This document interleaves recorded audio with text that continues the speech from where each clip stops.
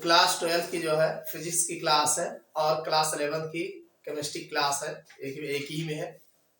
यानी ये जो है एटॉमिक स्ट्रक्चर टाइप का लेसन है जिसमें आपके 11th में पूछा जाता है और 12th में जो है ये बोर्ड एग्जाम में जो है आपके फिजिक्स में जो है पूछा जाएगा। तो इसमें हमने पिछले लेक्चर्स में जो है परमाणुओं के विविक्त ऊर्जा स्तर क्या होते हैं इनके बारे में हम बात किए थे। आज हम उसी का अगली जो हेडिंग है उस पर हम चर्चा करेंगे। ये हेडिंग है हाइड्रोजन स्पेक्ट्रम, इसके बारे में हम बात करेंगे। तो हेडिंग डाल दो हाइड्रोजन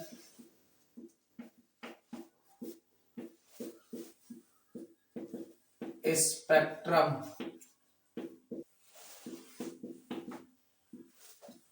हाइड्रोजन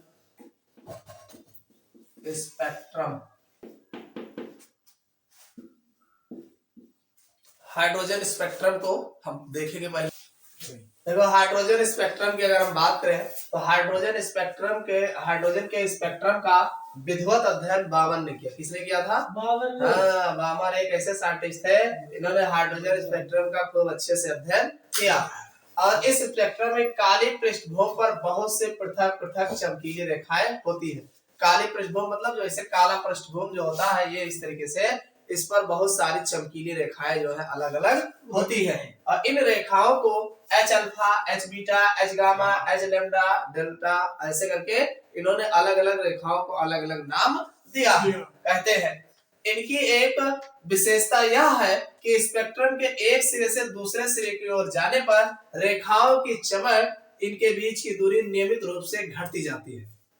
इसका ये चमकीली रेखाओं का विशेषता है कि जब एक सिरे से दूसरे सिरे की ओर जाते हैं तो इनकी रेखाओं की जो चमक होती है क्या है, दूरी यानी चमक, इसकी चमक जो होगी यहाँ वाले की सबसे ज्यादा होगी, फिर अगले वाले में इससे थोड़ा सा कम होगा, फिर और अगले में जाओगे और कम होगा और जाओगे, फिर जैसे जैसे आगे आप जब बढ़ते जाओगे वैसे वैसे इनकी चमक जो है कम होती जाएगी और इनके बीच की दूरियां जो है कम होती जाएगी। पहले वाले की दूरी ज्यादा रहेगी, दूसरे वाली थोड़ा और कम होगी, तीसरे वाले की और कम होगी, ऐसे ऐसे जाओगे जैसे जैसे तो लास्ट में एकदम नजदीक नजदीक आएगा। इनके कहने का मतलब ये है, ठीक है। नियमित रूप से घटती जाती है।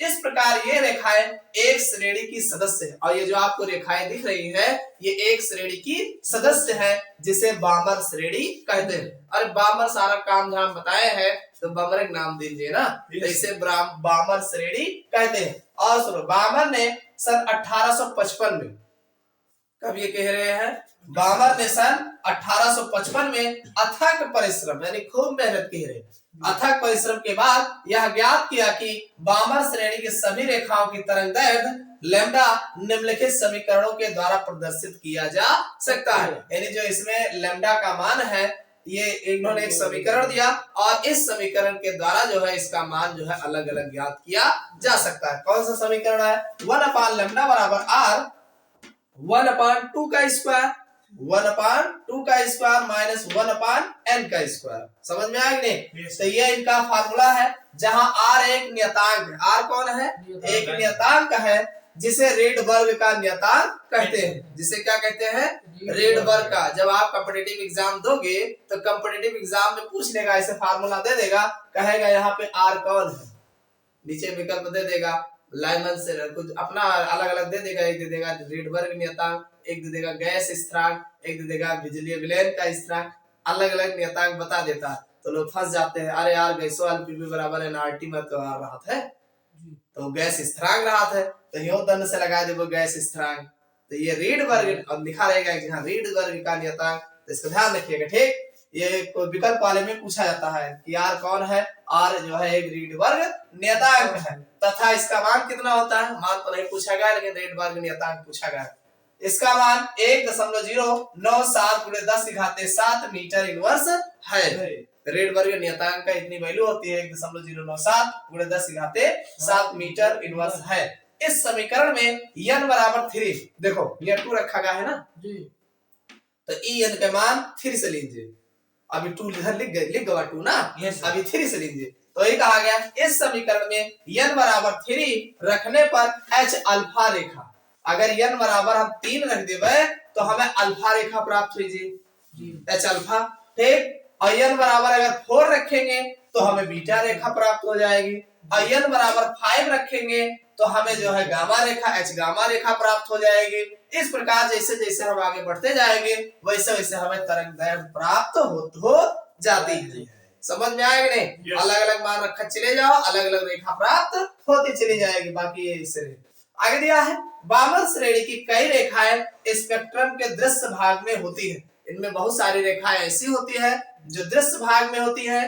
आगे दिया है स्पेक्ट्रम के अदृश्य भाग में भी अन्य रेखाएं प्राप्त की गई हैं। यानी कुछ रेखा ऐसे है जो दृश्य भाग में मिलती है, कुछ रेखा ऐसा है जो अदृश्य भाग में भी देखी गई है। आगे जैसे लाइमन श्रेणी पराबैंगनी भाग में तथा पासन बैकफुट जैसे अलग अलग है। जैसे लाइमन श्रेणी पराबैंगनी भाग में देखा गया तथा पासन है, बैकट व फुंड श्रेणी है और रक्त भाग में प्राप्त हुई है। इन विभिन्न श्रेणियों की रेखाओं की तरंग दैर्घ्य निम्न है। यानी इन श्रेणियों की जो तरंग दैर्घ्य होती है वो अलग अलग होती है। कौन होती है जरा इसको देख लेते हैं।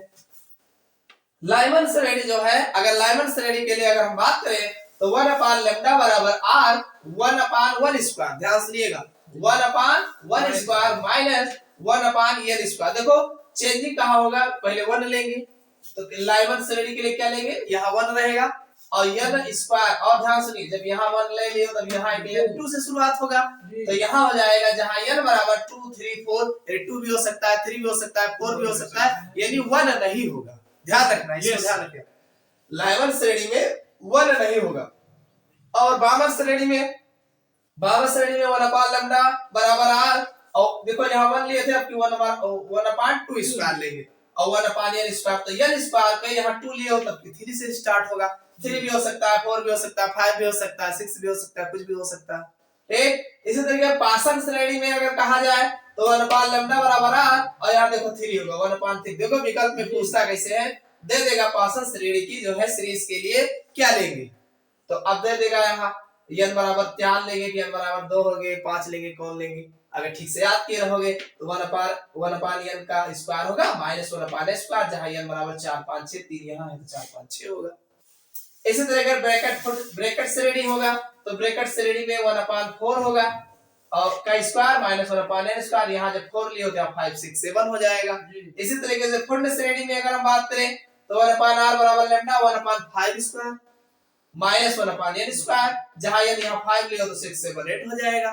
तो इस तरीके से ये लाइमन बामर पासन बैकवर्ड फुंड ये सब श्रेणियां जो है अलग अलग तरंग दैर्घ्य की प्राप्त होती है। समझ में आया? याद तो यही है। अगर सीरीज अगर तू ये याद कर ले जाओ कि सीरीज कैसा है, जैसे लाइमन पहले लाइमन नहीं है, फिर बामर नहीं है, फिर पासन नहीं है, फिर बैकट नहीं है, लास्ट में फुंड नहीं है। अगर क्रम याद कर लो जाने याद होगा नहीं बनेगा, इसको आपको ध्यान देना पड़ेगा, बार बार पढ़ोगे याद हो जाएगा। ठीक है, तो ये है हाइड्रोजन स्पेक्ट्रम। इसको आराम से देख लीजिएगा, बहुत इंपॉर्टेंट है, एग्जाम में बहुत पूछे जाते हैं।